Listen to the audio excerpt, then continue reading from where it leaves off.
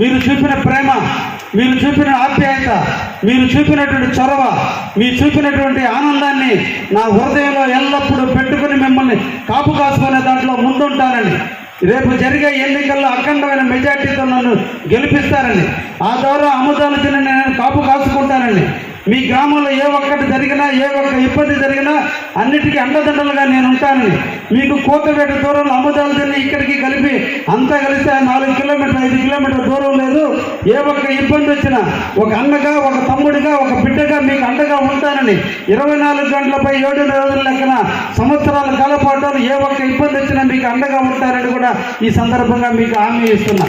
నేను మీలాగే పల్లె ప్రాంతానికి సంబంధించిన వాసులు, మనందరం కూడా పల్లెల్లో పెట్టి పెరిగినటువంటి వాళ్ళం. నేనేం కూడా పట్టణాల్లో పెరిగిన వ్యక్తిని కాదు. కష్టం అంటే ఏంటో తెలుసు, నష్టాలంటే ఏంటో తెలుసు, బాధలంటే ఏంటో తెలుసు, కన్నీళ్ళు అంటే ఏంటో తెలుసు, ఆకలి డబ్బులంటే ఏంటో తెలుసు, ఆకలి డబ్బులు కూడా తెలిసినటువంటి వ్యక్తిని. వ్యవసాయంలో ప్రతి ఒక్క పని నేను కూడా చేశాను. చేను ఎద్దులతో పొలాలు దున్నాను, నాట్లు వేసాను, కుప్పలు నూరిశాను, చెంగత్తులు వేసాను, కుప్పల్లో బదులు కూడా పోయినటువంటి వ్యక్తిని. నేను నికార్సైన రైతు కుటుంబంలో పుట్టినటువంటి వ్యక్తిని. రైతుల కష్టాలు తెలుసు, రైతుల బాధలు తెలుసు, రైతుల తెగువ తెలుసు. కష్టం అంటే తెలిసిన వ్యక్తిని కాబట్టి ఈరోజు దేవుడు ఆశీస్సులతో, ప్రజా దీవెనతో, పేదవాడు ఆశీస్సులతో, పేదవాడు అనురాగంగా చూసినటువంటి ఆశీస్సులతో ఈరోజు నేను కూడా ఒక స్థాయికి రావడం జరిగింది.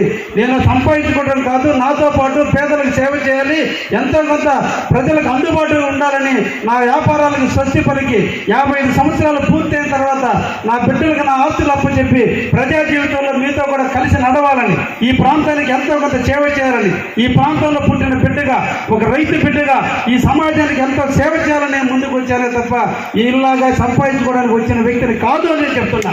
ఈరోజు ఎక్కడ కూర్చున్నా నాకు ఈరోజు కొన్ని కోట్ల రూపాయల ఆదాయాలు వస్తున్నా వాటన్నిటిని వదిలిపెట్టి పరిగెలు ఏరుకోవడానికి, దిక్కుమాలినప్పటి గడ్డి అటు ఇసుక గ్రావులు అమ్ముకోవడానికి నేను రాలేదు, ప్రజల సేవగా ఇక్కడికి వచ్చానని కూడా ఈ సందర్భంగా మీ అందరూ కూడా తెలియజేస్తున్నాను. ఈరోజు మనందరూ కూడా వ్యవసాయ కుటుంబీకులు, మనం వ్యవసాయం మీద ఆధారపడ్డాం. కానీ ఈ రోజున మన ప్రాంతం అంతా కూడా వర్షం మీద ఆధారపడాల్సిన పరిస్థితి మనకు వచ్చింది. వర్షం కురిస్తే తప్ప మనకు పంటలు పండని అన్నటువంటి పరిస్థితి వచ్చింది.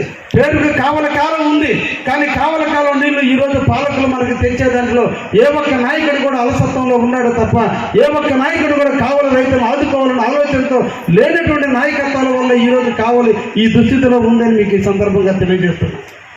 ఈ రోజున మా పిల్లలు చదువుకున్నారు, ఈరోజు ఉద్యోగాలు సక్రమంగా రావడం లేదు. ఈరోజు ప్రాంతం అంతా ఇక్కడ ఏముంది, కావాలలో ఒక్క ఇండస్ట్రీ కూడా లేదు. ఎక్కడ ఇండస్ట్రీలు ఉద్భవిస్తాయో, ఎక్కడ ఇండస్ట్రీలు పెరుగుతాయో ఆ ప్రాంతంలో యువకులందరూ కూడా ఉద్యోగాలు రావడానికి అవకాశం ఉంటుంది. కానీ చూడండి, మీరు ఒక్కసారి చూడండి, చున్నపట్టి దాటిన తర్వాత ఇండస్ట్రీస్ ఉన్నాయి, ఇటు తెట్టు దాటిన తర్వాత ఇండస్ట్రీస్ ఉన్నాయి. తెట్టు దగ్గర నుంచి చున్నపట్టి మధ్య ఎక్కడన్నా ఒక ఇండస్ట్రీ ఎందుకు ఈ పాలకులు తేవలేదో మీరు ఒక్కసారి ఆత్మ పరిశీలన చేసుకోమని ఈ సందర్భంగా మీకు తెలియజేస్తున్నా. మనకు కావలికి సముద్రయానం ఎక్కువ ఉంది, నేషనల్ హైవే ఉంది, రైల్వే స్టేషన్ ఉంది, కడప నుంచి కావలకు అనుసంధానం చేసుకుంటూ విజయవాడకి మెడ్రాసు పడి ఇన్ని వనరులు ఉన్న ఈ కావలలో ఒక్క ఇండస్ట్రీ అన్నా వచ్చిందో దయించి మీరందరూ కూడా ఆలోచించండి. ఎందుకు రావటం లేదు? ఒక ఇండస్ట్రీలు వస్తే ఆ ఇండస్ట్రీ యజమాని చేతిలో కొన్ని వందల మంది కుటుంబాలు ఆధారపడితే ఆ నాయకుడి మీద, ఆ ఇండస్ట్రీ అధినేత మీద ఆధారపడాలి. ఆయన చేతిలో చేతుల్లో కొంతమంది ఓటర్స్ ఉంటారు, ఆయనకి ఎక్కడ లేని ప్రాధాన్యత ఇవ్వాలి. అందుకని ఇండస్ట్రీసే రానియకుండా ప్రజల్లో చైతన్యంగా తేకుండా ఉంటే మనకి ఏ ఒక్క ఇబ్బంది లేదు. మనం ఏ పాపాలు చేసినా, ఏ దుర్మార్గాలు చేసినా, ఏ అకృత్యాలు చేసినా, ఏ రౌడీజం చేసినా, ఏ రకమైనటువంటి ఇబ్బందులు పెట్టిన ప్రజల్లో చైతన్యం రాదు. ఎక్కడ ఇండస్ట్రీస్ వస్తాయో అక్కడ ఎంప్లాయ్మెంట్ దొరుకుతుంది, తద్వారా అందరూ కూడా చైతన్యవంతులు అవుతారనే ఆలోచనతో ఈరోజు మన పాలకులందరూ కూడా మన ప్రాంతానికి ఇండస్ట్రీ తీసుకురాలేదనే విషయాన్ని మీరందరూ కూడా గుర్తించుకోమని సందర్భంగా చెప్తున్నాం. ఈరోజు మన కావలికి ఏదైనా సహాయం చేశారంటే ఒక నారా చంద్రబాబు నాయుడు గారే ఈ కావలికి చేశాడే తప్ప ఏ ఒక్క నాయకులు చేయలేదనే విషయాన్ని మీరు గుర్తించుకోమని సందర్భంగా చెప్తున్నాం. ఈ కావలిని అభివృద్ధి పరచాలని ఒక పక్క కావలికలను ఆధునీకరణ చేస్తూ, ఒక పక్కన దక్షిణ పక్క దామారం దగ్గర ఎయిర్పోర్ట్ నిర్మాణానికి శ్రీకారం చుడుతూ, ఉత్తర వైపున రామాయపట్నాన్ని తీసుకొస్తూ, తూర్పు వైపున మత్స్యకారుల జీవితాల్లో వెలుగు నింపడం కొరకు జబుల్దీన్ హార్బర్ని తీసుకొచ్చినటువంటి వ్యక్తి ఒక్క నారా చంద్రబాబు నాయుడు గారు అనే విషయాన్ని మీరు అందరూ కూడా గుర్తుపెట్టుకోవాలి. మనకు అనిపించవచ్చు ఎయిర్పోర్ట్ వస్తే మనకేంది, రామాయపట్నం వస్తే మనకేందని కాదండి. ఒక ఇండస్ట్రీ రావాలన్నా, ఒక ఇండస్ట్రీలు పెరగాలన్నా ఢిల్లీలో ఉన్నటువంటి పెద్ద పెద్ద వ్యక్తులు ఇక్కడ వచ్చి ఇండస్ట్రీ పెట్టాలంటే వాళ్ళు వచ్చిపోయేదానికి ఎయిర్పోర్ట్ ఉండాలి. ఎక్కడ ఎయిర్పోర్ట్ ఉంటుందో అక్కడ అభివృద్ధి చెందుతుంది. తిరుపతి అభివృద్ధి చెందినా, హైదరాబాద్ అభివృద్ధి చెందినా, విజయవాడ అభివృద్ధి చెందినా, విశాఖపట్నం అభివృద్ధి చెందినా, మెడ్రాస్ అభివృద్ధి చెందినా, బాంబే అభివృద్ధి చెందిన ఎయిర్పోర్ట్ ఎక్కడ ఉందో అక్కడ అభివృద్ధి జరుగుతుంది.